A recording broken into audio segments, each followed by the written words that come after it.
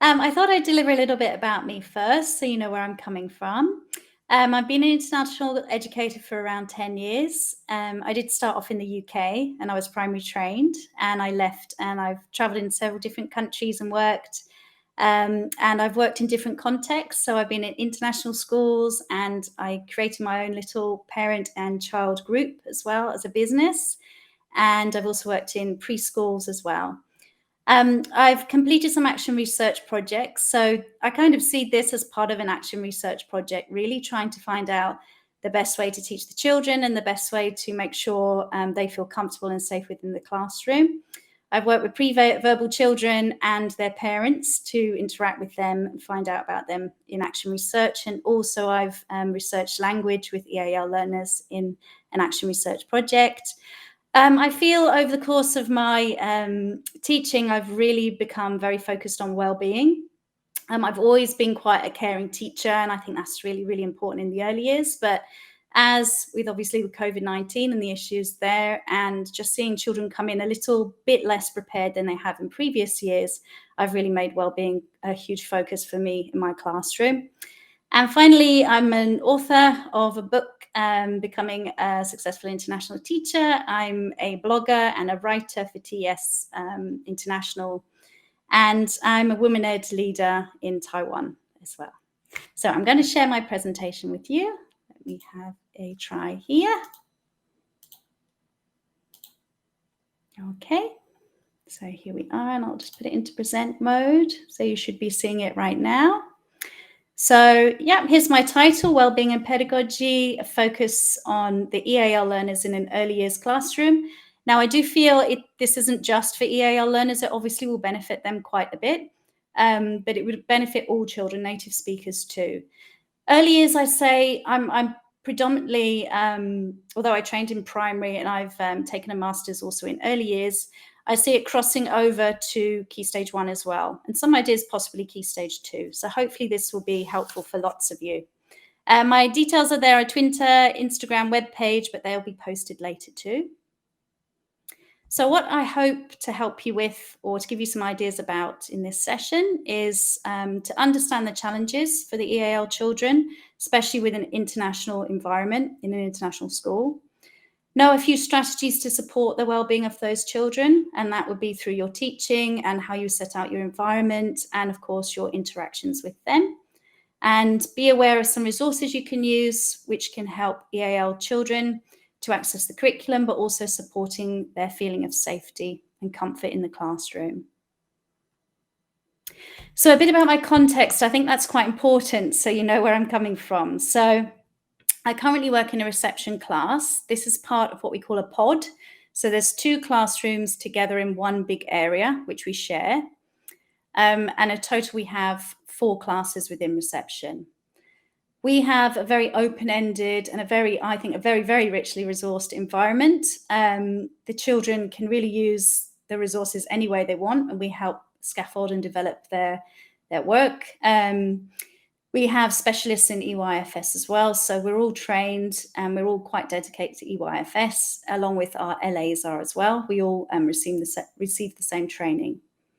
In my class, which is the whale class, with the exception of one child, the speakers have 2 or 3 languages. Mandarin is predominantly the language, because I'm in Taipei, of course, but we have Japanese, English, and Dutch speakers. So when I think about my class this year, I have around 10 out of my 16 children who have very, very low level of English. So they do understand, but they maybe just reply in one word or a short phrase. I have 2, I'd say, conversational level speakers of English. So their language is a bit broken, but they can communicate with me.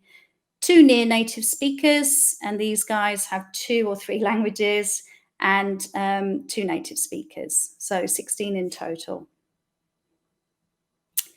So the background of these children, almost all of them spent 1 year in nursery, and that is, there's definitely more use of Mandarin by both teachers and staff there to support the children, because they come in speaking no English at all usually. The taught environment is English, though in nursery and in reception. Their staffing, I'm the full-time teacher, so I'm with them all the time. And we have one learning support teacher, and she's bilingual. And we have part-time enrichment teacher. She works across the 4 classes. So her focus really is with the children with the very lowest level of English, but she is equally divided amongst the 4 classes, and a part-time Mandarin teacher. So what is my why? Why am I so concerned about these children who enter reception and the language is not their home language? Well, I know from experience with my own daughter, but also from research, that the children really need to feel safe and supported in an environment to learn and to thrive. And so my role, I fundamentally see I have to put the child's needs always first, and obviously referring to Maslow's hierarchy of needs theory, we all of them will have the food, sleep, and water, but my priority is to make them feel safe and comfortable in a different environment to home, which is school, and sometimes it can be very different to their home life, because obviously we're a British curriculum school, so the toys and the activities can be completely different to what they have at home. And I also want them to feel a feeling of love and belonging within our classroom and our unit. So very, very important to me is building up a community. Only when they have these things can we really start working on their esteem and their self-actualization later. Like I've said, I know their prior experiences. So what they get from their home life, which we call their funds of knowledge, can be quite different and varied. So they do have different abilities to adjust to their environment. So I'm really aware of that, and I observe them very, very carefully and support their needs to adjust to our environment. And I feel the most important thing there is a caring pedagogy is really needed to support the children. So this comes from Birth to 5 Matters 2021, supporting my claim a bit. Not that I think really needs supporting, but we know the core of what we do is caring for children in early years, and it is just as important as their learning. It is entwined, and it will support their development and their overall well-being. So for me, more recently, like I said, I've always been interested in building communities based on kindness within my class, but more recently, my well-being influences have been a lovely lady, Rhiannon Phillips Bianco. She was previously working at the British School of Netherlands. I watched an amazing webinar where she delivered her Healthy Minds program. This is what she's been doing for 3 years there, and this covers Key Stage 1 and Key Stage 2. I've got a link to the video just here, you can see. So if you have this PDF, which I will be sending across, then you can link in, and that's a 6-minute video which describes what they do in Key Stage 1 and Key Stage 2. So it was really great to see this level of well-being put throughout a school. And then also Andrew Cowley's book, The Wellbeing Curriculum, I found a brilliant quote, and this is what I feel wholeheartedly is true, that the wellbeing in school should not be a tick box exercise, and it shouldn't be just separate lessons that we think about putting in.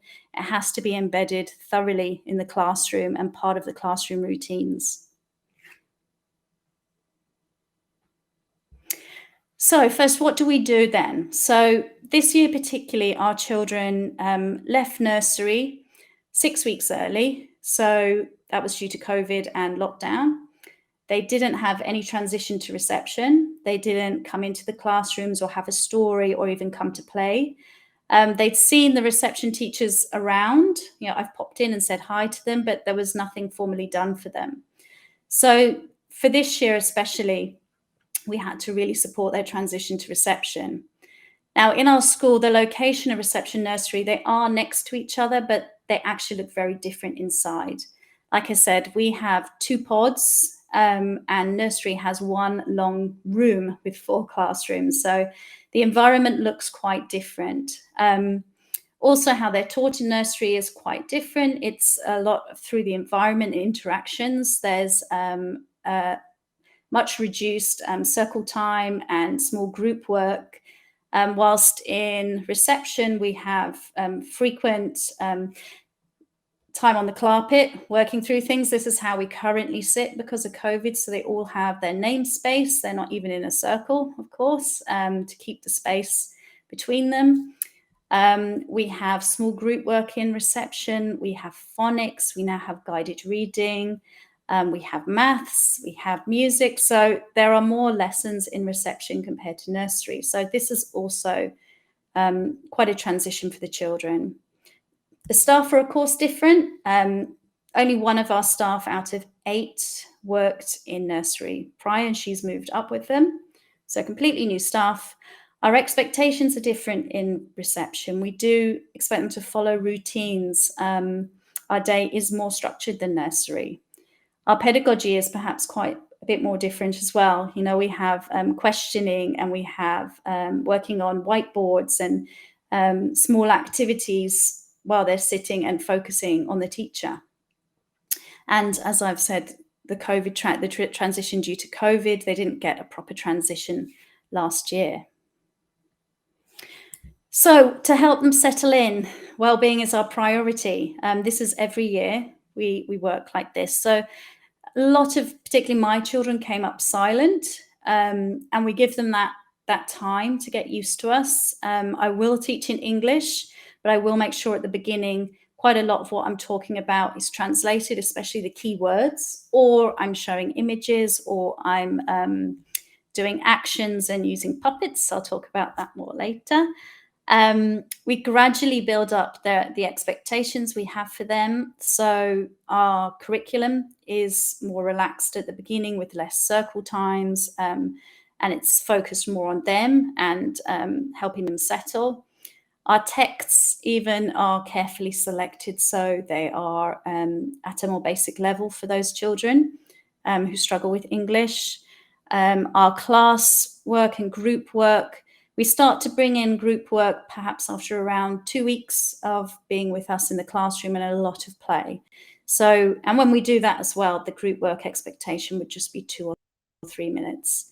The routines are highly supported at the beginning, and we try to have less routines initially to give them time to get used to the environment. And we respect and we value all the languages in our classroom. This is quite different to other schools I've worked in, and I think it's a real key positive for the well-being of especially the Mandarin speakers that I have, because we are constantly bridging across the languages. I will even have a go at speaking Mandarin and get the children's advice on some difficult words. They translate for me, which is great as well, and so does my LA. She translates. And we have an enrichment program, which I've talked about how we've got a Mandarin teacher, and I'll talk about that on the next slide. So this is how we support this native language, which is predominantly Mandarin, and we're trying to achieve bilingualism within our school. So this is Miss Cho, and she is our native Mandarin teacher, and she's working with the children here on the carpet reading a book. So she comes in, and when I teach 2 mornings a week, she will come in and co-teach. So after I've led my input, I will have a little group, and she will have some groups teaching Mandarin. Now, what she teaches covers what I teach, so we cross over completely. So while they're with her, they're learning the academic language in their native language. And then when they're with me, they're learning it in English. This, I feel, gives a lot of confidence to EAL learners. And sometimes when I'm teaching, they will start shouting the words in Mandarin, and then I can tell them English, and it crosses over like that. For once per week, she has them for a full afternoon. So she will teach more higher level concepts with them, but again, sticking to our planning and relating it back to our planning. The learning assistants, they work with our children. Now, outside of her times, they also encourage academic language in Mandarin too, and conversation, especially in small groups. So perhaps if I have my speakers that really, really struggle, they're just perhaps crossing the silent period, they have a few words, she will discuss a topic with them first in Mandarin and then give them some English sentences to work on with her to feed back with. So we really show we value that language. And also the shared stories, we do that in 2 languages. Here she is reading a story. Again, that will be a book that we've decided as a team that's going to be in English and in Mandarin. Home readers, we're sending home right now, and that's our guided read with the children as well. So the home readers, the expectation is that parents will read and work with the children in their native language. I mean, we do have a child that's Japanese, so he'll be reading that with his mum in Japanese too. So just to try and really build up the native language before we start trying to put in too much English. Then they will play in the native language when they're in the classroom, and now the children know this is absolutely acceptable. I might go in and play and ask them a few things about it, and pop a bit of English in there, and but they are allowed to play in English, and they're also allowed to respond to any questions or discussions in Mandarin. Now this year I find that particularly useful because often when I ask a question, I can see lots of children do want to answer, or they answer and they can use just one word in English. But then I will call over my LA and say, could you please talk to her? And then we find out what she or he, wants to say. And then I will give them the English back. So they will tell me what they're saying, and then I will respond in English, which I think really helps them. And I think it really gives them more empowerment that they can actually respond. And they don't just have to sit there and listen. So we make it quite well known straight away that they can use both languages, basically. Similar with speakers of other native languages. Now, the strongest language in my class currently is English, the speakers of other native languages, but we do celebrate their language. So the birthday song will be in both languages. We bring in the parents throughout the year to talk about their country, especially International Day. So I often, even when we're all talking together, we might say, do you know that word in Dutch, or do you know that word in German too? Just to involve the children and make them feel part of their environment. So settling in, this still is early on. Here's me playing Duckgoose. We play very simple games that don't require a lot of English initially, so they want to join in and they start to feel more comfortable. Pass the smile. Hello, good to see you today, in the circle time. So that's usually passing around a teddy bear. They can give it a little squeeze. And again, they don't really have to reply. They just reply hello. It's very basic. I bring puppets and soft toys a lot into my work. So initially, I'll always have an animal that's really frightened and worried. I kind of feel it builds on how they might be feeling. And we talk about strategies to bring the little animal more comfortable. And we help him speaking and things like this. So they don't feel quite so alone. And they do really enjoy that too. We also target support children. So like I said before, we have a lot of observation at the beginning, check those children that aren't really adapting that well or seem very nervous in the classroom. And I have a fantastic team right now. And we talk about these certain children, what we can do to help them further. So creating a safe environment, this is of course part of the EYFS, Develop Matters here again. The environment has to be based on equality and being aware of what I do in the classroom and my environment, how that appears to the children. Now, I find that quite an easy thing to do. I don't know if it's because I'm childish, or I just always can evaluate how a child might feel in a situation, or at least I really attempt to do that. Maybe I'm not correct, but I check what I'm doing is going to be fun and engaging and interesting for the children, but I also make sure I know quite a bit about them from my observations, and also, like I've put here, seesaw communications with the parents. So if I do see that perhaps the child doesn't know how to play or is very nervous, I will contact the parents straight away and find out what's happening at home and what do they play with at home, so we can bring that into the environment. Quite often the child can't tell me that. Sometimes when their level of Mandarin is low as well as their English, then they have that double stumbling block. So I often ask parents these questions. Our first unit is about me as well, so I get to know a lot about them, which again, we can have this in both Mandarin and English. This year, although the children's level of English is, It is challenging for them. All of them wanted to come up when they had a photo to share, even just to point out their family members. So they start feeling more safe and comfortable in the environment because we're accepting things from their home and conversations about their home, because it's very, very important to them. We've also brought in a special box this year. So they have a box that's gone home and they put in special things from home in the box. The parents have written what they are and how they're special to the children. And also the parent put in something as well.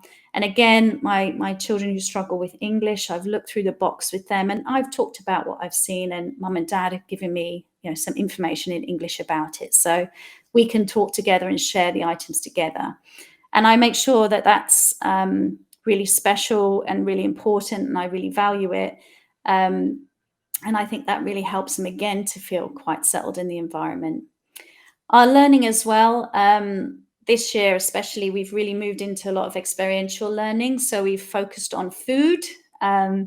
So the children get to try things and develop their language from that. So we tried flavors such as sour and sweet and salty. And then it's all cumulated right now into one book. I forget the title now, but when they tried the food from the book, after having this sequence of lessons with the simple language, they started combining those words to make phrases and describe the food. So that was really great. And even my children who really struggled to speak English, because they'd had the same activity several times, and they could really access that language and share that language with me. So again, right at the start of the year, we identify emotions and we teach that directly. I find this is the most important thing for well-being. We directly teach it. So we provide the language and the photos. We have big, large photo cards for them to look at.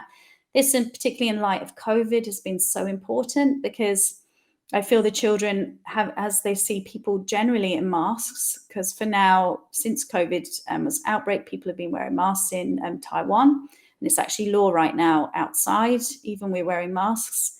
So we can really analyze what the face does to show an emotion. And I think this direct teaching has helped them a lot. We have high quality texts again to talk about emotions, such as Color Monster, Have You Filled Up Your Bucket, and The Selfish Crocodile. We have emotion songs. Again, I feel this is really, really helpful. I have a morning song that goes through lots of emotions, and there's actions with it. So that language becomes really embedded because they're using it every day. And songs like If You're Happy, or If You're Sad, or If You're Angry and You Know It, and we do different expressions on our face. And we have a lot of PSED assemblies, and these usually revolve around an emotion that's been seen a lot in the class that week. And bring on to one things, an application is the class emotions chart. I've had this since working at TES. We've developed this over the course of the few years I've been there. So these ones, I try to use actual photos or images that look like them. So you see I've got a mixture here. We're also embedding language there as well. As you can see, there's different choices of words they can use. So when they come in every day, they put their name next to one of these emotions, and then they describe to us how they feel. And then I may relate back to them. And if a child says, I feel sad, I might say, yeah, I feel unhappy. So the language comes across quite naturally. This daily check-in, I think, is not only good to build up their language, but it also allows us that time to have an immediate discussion of their feeling, which I always do. And I always give them the choice as well. Do you want to speak to me, or do you want to speak to my LA, because she can speak Mandarin? So we deal with problems immediately when they arise, and we try to see if we can help them at that first stage when they walk into the classroom. We also have talking sticks. So as I was saying, we have the hello song with the emotions. At the end of that song, I'll give one child the stick in a pair, and they will say, hello, how are you, to their friend, and their friend replies the feeling. They pass the stick across, and the friend then asks them the same question. That's worked really, really well with low EAL children, because they're very clear on when they're holding the stick, the question they need to ask. That's helped a lot this year, actually. And then it does also highlight some children at that point will say, actually, now I'm happy, and they'll run up and they'll change their name. Throughout the day, they can change where they're feeling as well, of course. A further application in the classroom, kindness activities. So one of our ideas in the classroom is that we are kind to each other as well as we listen to each other. We bring in texts such as the kindness tree and be kind. We also create a kindness tree. Now for us this year, this is starting next week, where we create a big tree on a window, and they draw around their hand. And if should someone be kind to them, they draw the kind act and they put it up on the tree. Now this will develop throughout the course of the year, where there'll be a larger language expectation. So they'll come in from play, and then they'll be able to vocalize how someone was kind to them. And then I will say, go and draw your leaf, put it up on the tree. So it goes on throughout the year. It builds into compliments as well. And when I worked in year 1, I had a class who did argue and fight with each other a lot. And I developed this, that we had compliments after every playtime. And we felt the situation just totally switched. The children were looking to say positive things about each other. It also built into golden time, or whatever you want to say, like points for golden time. So it was a really good initiative, the kindness tree. I celebrate kind acts a lot. Whenever we see something, I point it out, but then I also model being kind to the children. I'll start picking up some toys with them. I'll say things to my team like, thank you for doing this, or I really like this. So I model it myself. Also, I also really try to build a tolerant community as well. When I say that, I mean for children who have other needs. We want those children to feel safe as well.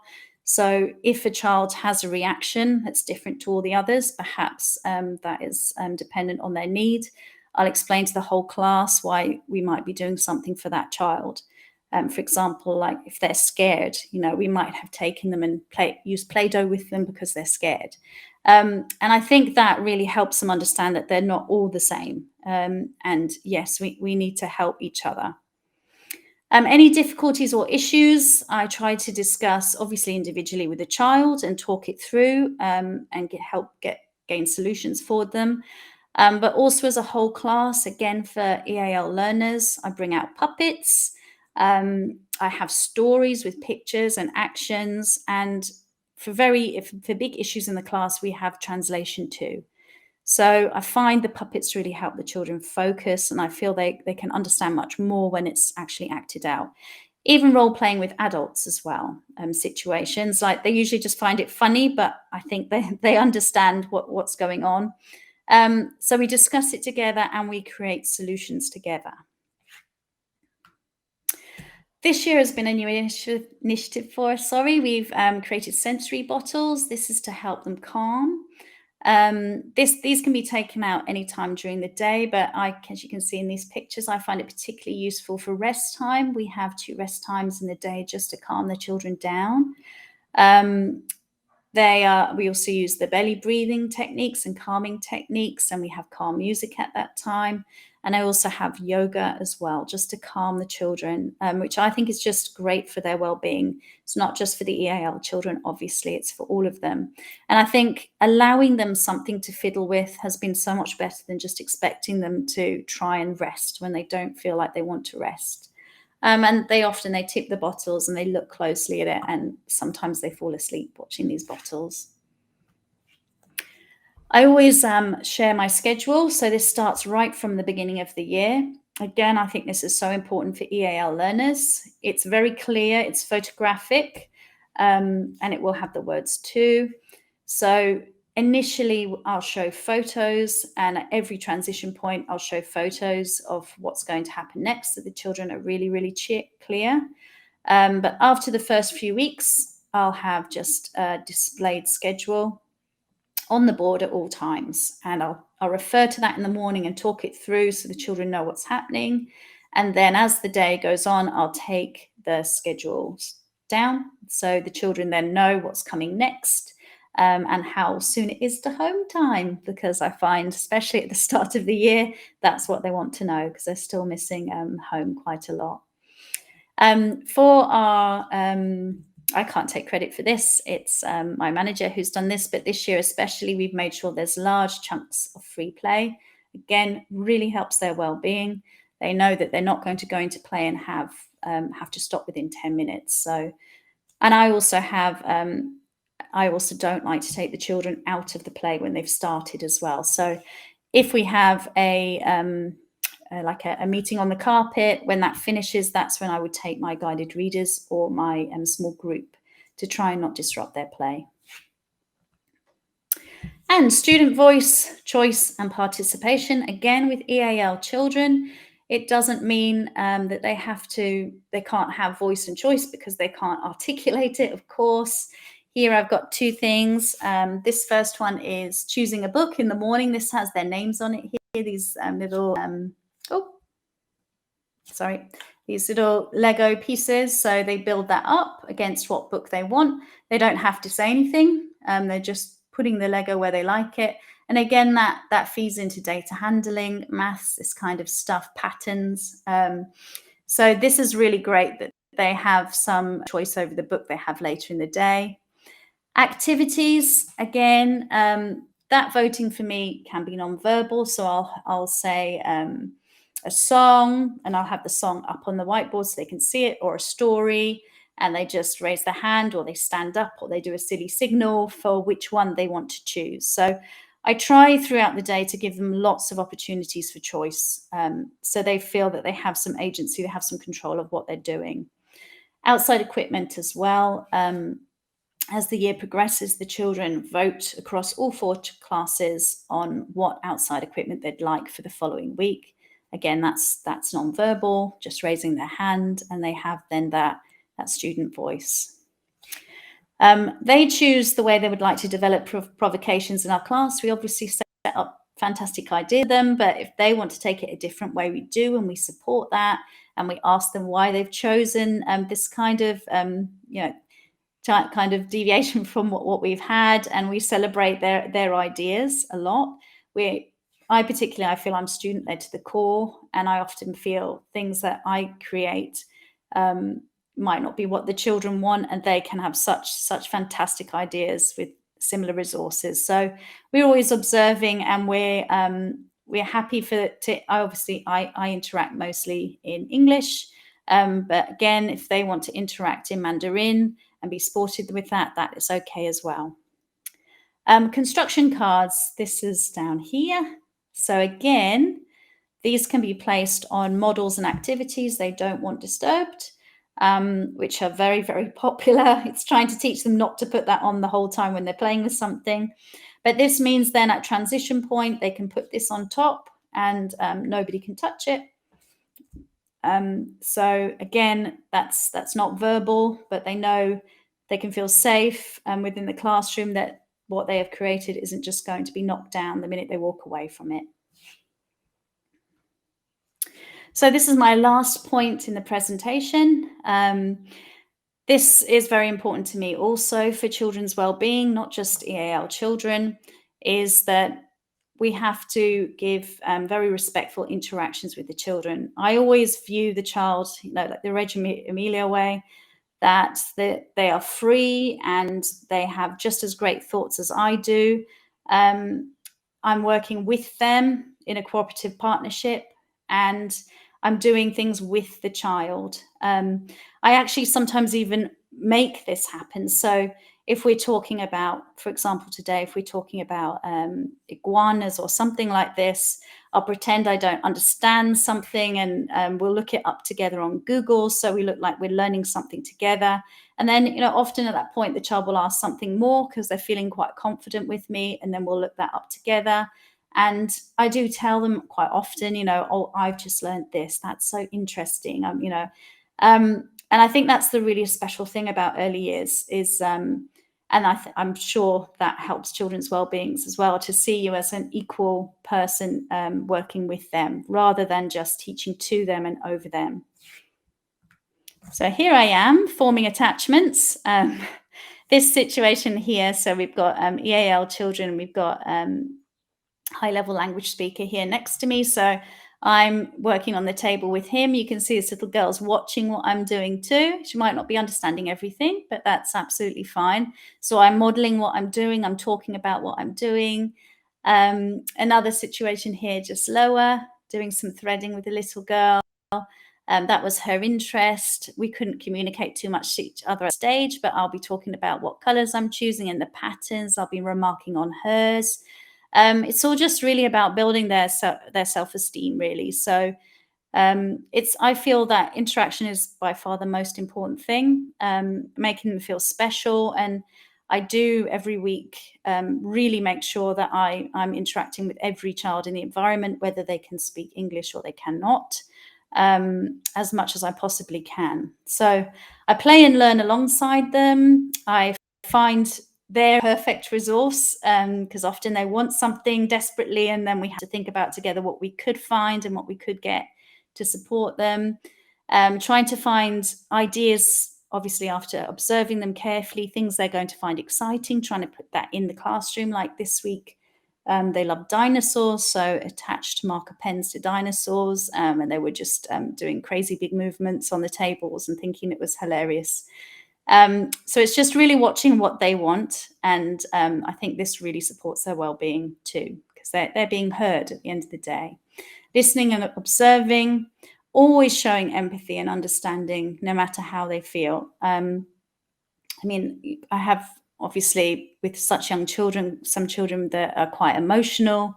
So I always take how they're feeling seriously, and I show care and nurture in those situations. Like, for example, if they're upset, they don't want to lie down and rest, I'll just go and lie next to them and have a rest. And then I just find always that just works straight away, because you're showing that you understand, you're showing you're happy to come to their level and do what they want to do, what they're worried about doing. And I just think showing that care in locus parentis is just really, really important. And even more so, children coming in an environment where they're having to work in a completely different language to their native language. And as I've said before, making the native language as important as English, and as valued as English. So if they don't want to speak to me because they don't want to speak English, that's okay. I'll work next to them and I'll speak with others so they're hearing it, but they can share what they want, what they're doing, or their question with the Mandarin bilingual teacher and the LA. So that's my presentation wrapped up. If there are any questions or ideas, that would be super. I'm going to go into stop sharing. Hi. Well, first I want to thank you, Jess. That's a very interesting topic. Yes, I totally agree with you. Best practices and getting them to start young is really great. Yeah. There was a question I had about, when you talk about having the students feel secured and settled in, how do you catch up a student that may join mid-year or later in the year?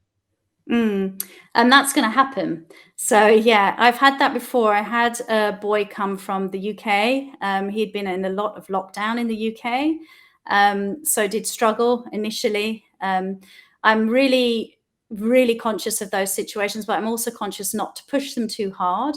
So this child really wanted to stay on the carpet most of the time. So I just bring activities to them. Again, sometimes they're not sure about that. They want to be left alone. So there's a quiet chair for them to sit in, and teddies to cuddle. But then, if they're not interested in me bringing their activity to them necessarily, I'll get a book out, and I often find this draws children in straight away. And I might just find them sitting closer and closer to look at the book, and I'll call other children over to that area too, just to see. And I do find over time they do adapt more and more partway through the year. Also, just with buddies systems, I think that's quite important. So obviously it's difficult for those children who come in late, and a lot of the children have already made friends. So I make sure there's I ask, who would like to play with this person. Reception always put their hands up. Whether they remember to or not is more of a difficulty, I think, really. but try to get them paired like that, sitting next to each other in snack, bringing a game out that's a group game and calling them all over, including that child as well.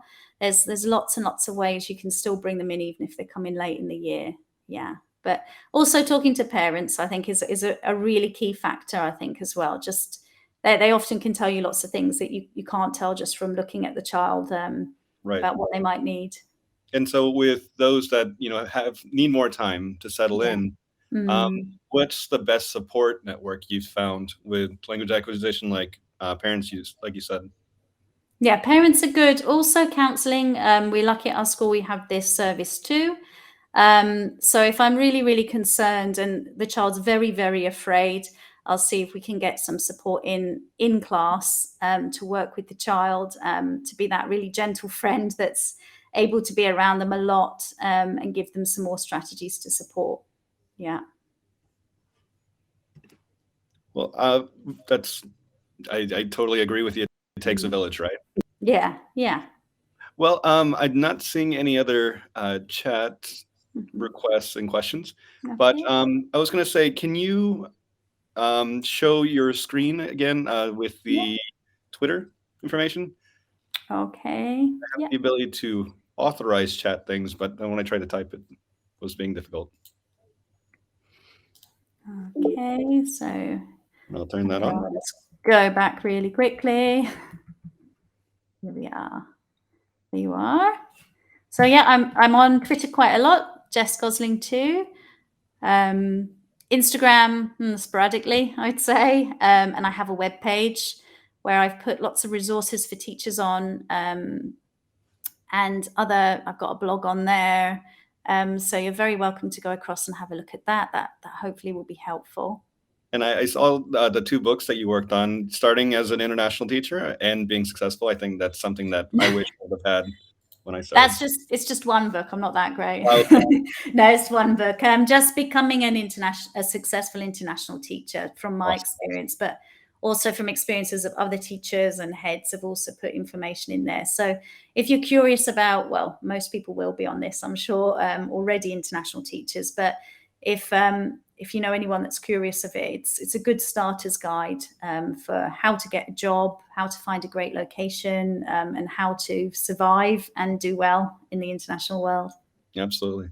Good advice. All right. Well, thank you so much for your time on behalf of Thank you. Learning Hong Kong. Okay, thanks very much.